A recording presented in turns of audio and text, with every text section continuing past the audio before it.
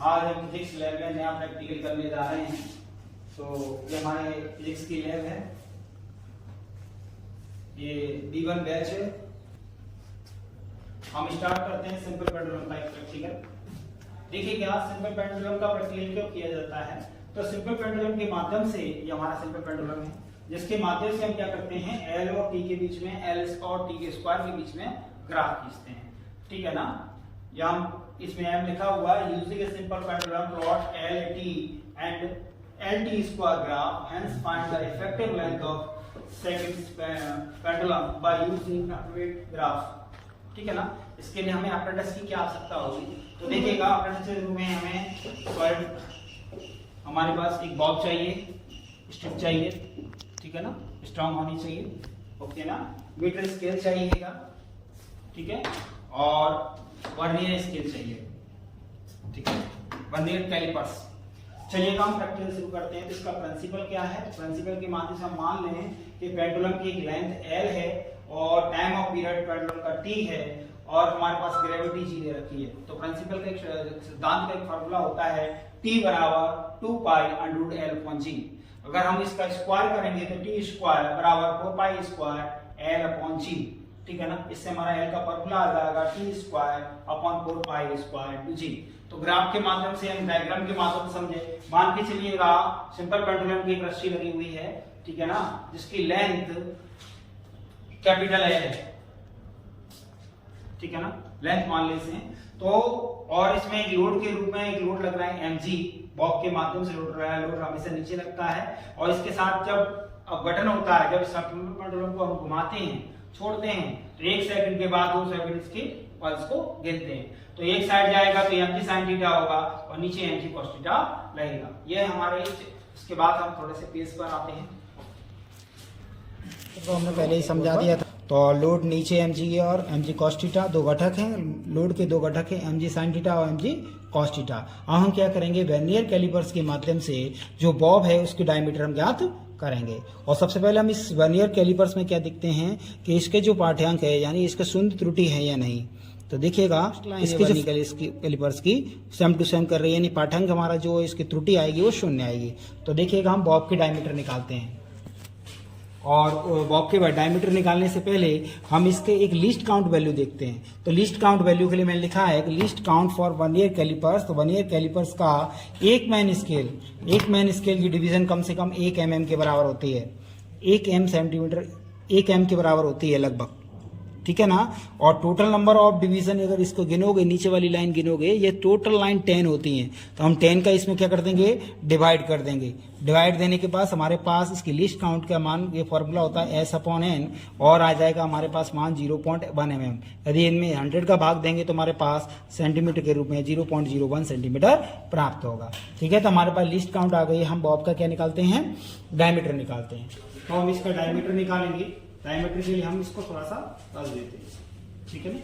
अब हम इसका मान निकालें,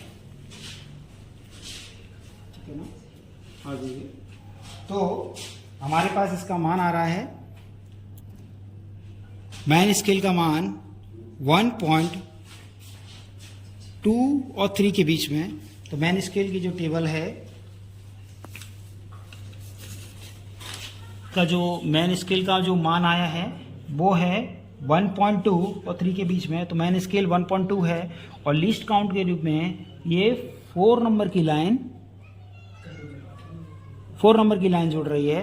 तो हमारे पास 4 लाइन इंटू लिस्ट काउंट हमारे पास 0.01 है, ये निकालेंगे आ जाएगा 0.04, ये हो गया 1.24, ठीक है ना। ऐसे एक बार तुम निकालना, बेटा निकालो, चलो।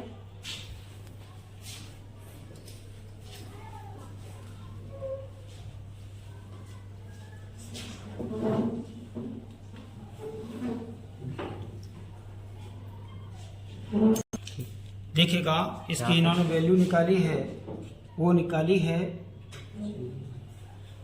1.2 और इसकी 4th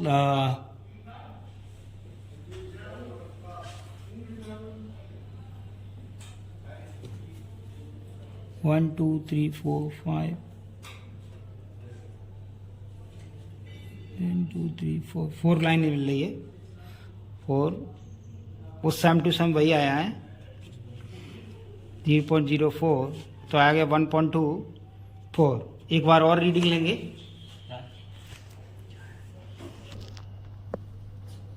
तो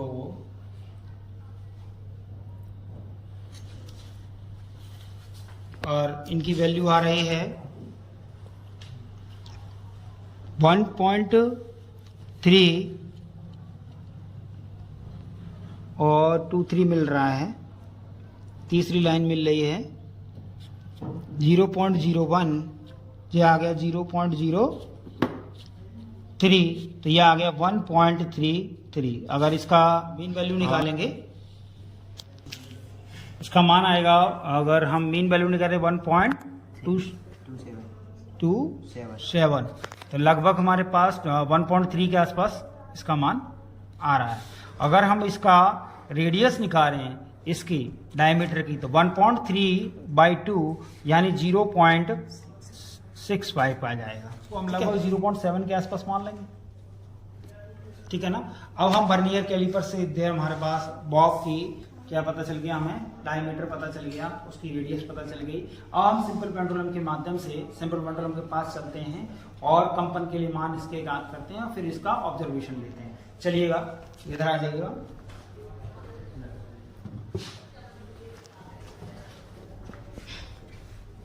चलिए, एक बॉब है तो इसमें हमने ये जो मान हमारे पास आया है, तो हम 3 मान ले लेते हैं। चलिएगा, लेंथ के रूप में इसमें 3 वैल्यू ले लेते हैं, जैसे हमारे समथिंग वैल्यू आ जाए, जैसे हमने लेंथ के रूप में पहले हम 29.93 ले लेते हैं, 0.7 है ही, तो लगभग 30 लेंथ हो जाएगी, ठीक है ना। दूसरी हम ले लेंगे 39.3 ले लेंगे, फिर इसकी लेंथ 0.7 है, तो हमारे पास ये 49 ले लेते हैं, ठीक है ना, तो ये 50 हो जाएगा।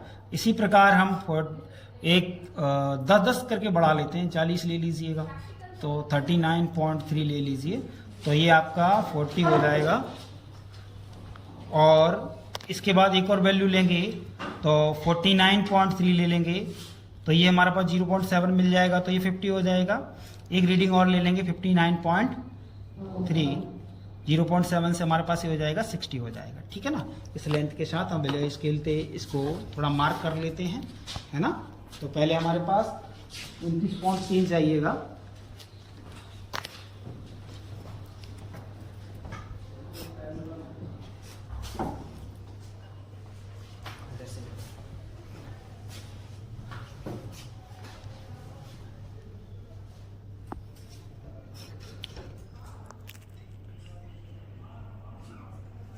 तो मार्कर लगाना बेटा, एक जना आ जाओ, मार्कर लगा फटाफट।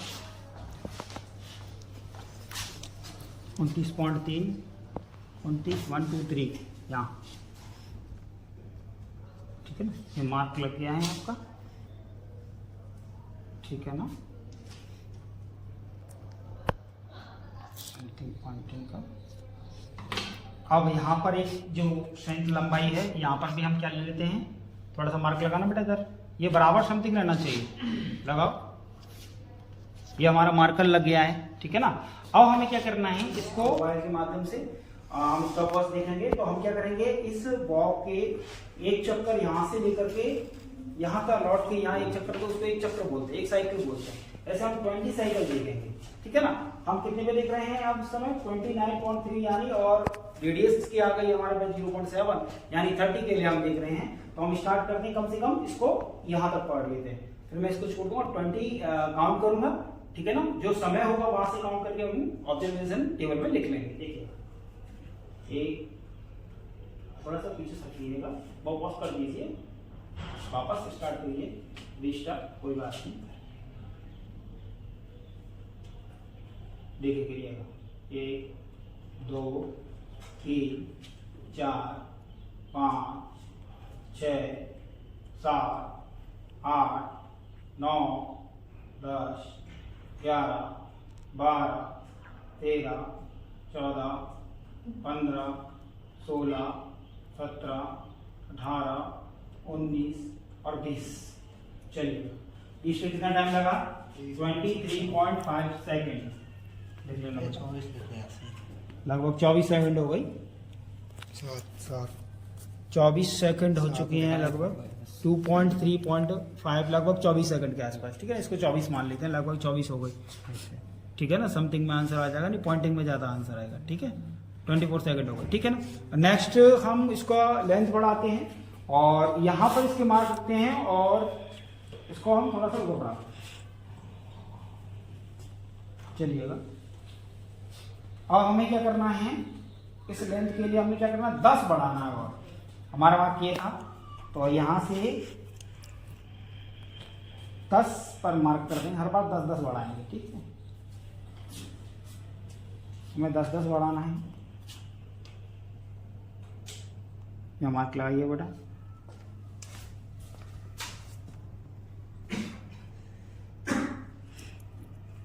ठीक है,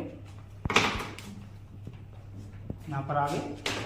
अब यहां से हमें जो मार्क यहाँ लगाया था वो सेम होना चाहिए, ये सेम नहीं है, बट थोड़ा इसको खोलिए, इसको नीचे लाइए, पकड़ो इसे, स्केल को पकड़ो,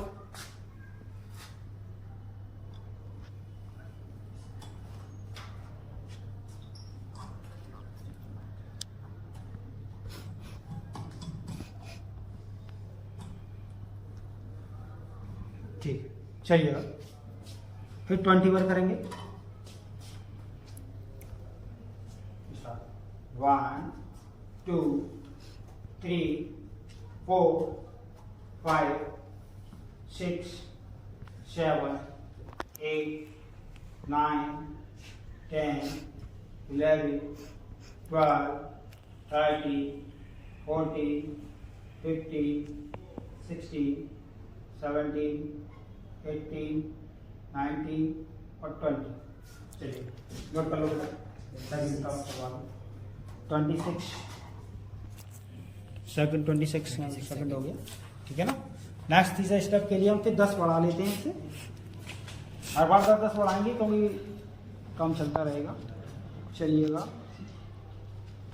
तीसरा स्टेप, ला बेटा मार्कर लाओ, 10 बढ़ाइएगा, इसमें मार्कर लगाइए, चलो 10,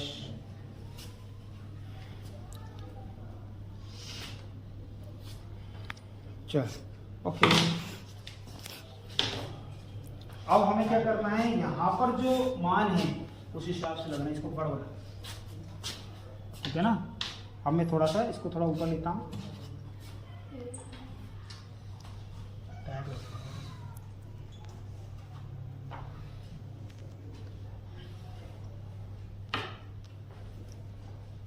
चल नेक्स्ट स्टार्ट कर रहे हैं 20 सेकंड के लिए, ठीक है ना।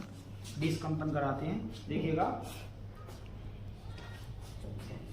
1 2 3 4 5 6 7 8 9 10 11 12 13 14 15 16 17 18 19 20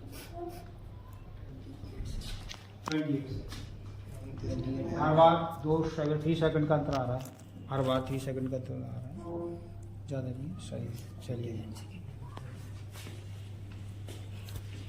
चलिएगा, हमने 4 रीडिंग ले ली, चौथी रीडिंग हमारे स्टूडेंट ने ले ली है। तो हम क्या करते हैं, इसके माध्यम से हम टाइम ऑफ पीरियड निकालते हैं। तो T/N, ये मतलब हमारे पास 24 सेकंड के आसपास आया है, और 24 में 20 का भाग देंगे तो कितना आएगा बेटा, 1.2 सेकंड हो गया। नेक्स्ट 26 1.3, और 29 में 20 का 1.45, 32 में 1.6। हम बिन वैल्यू लगाएंगे, इन सबको जोड़ करके हम 4 का डिवाइड करेंगे तो कितना आंसर आएगा,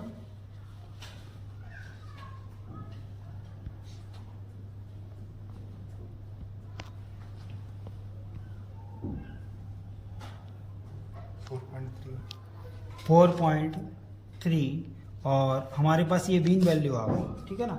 इसी प्रकार हम ये टी स्क्वायर निकाल सकते हैं। हमारे सीरियल नंबर के 4 पॉइंट निकाले थे 1 2 3 और 4, ठीक है ना। अगर हम किसी भी सेकंड के लिए इसके लिए टी सेकंड निकालेंगे तो हमारा वर्क करेंगे, हमारे पास टी स्क्वायर का मान आ जाएगा।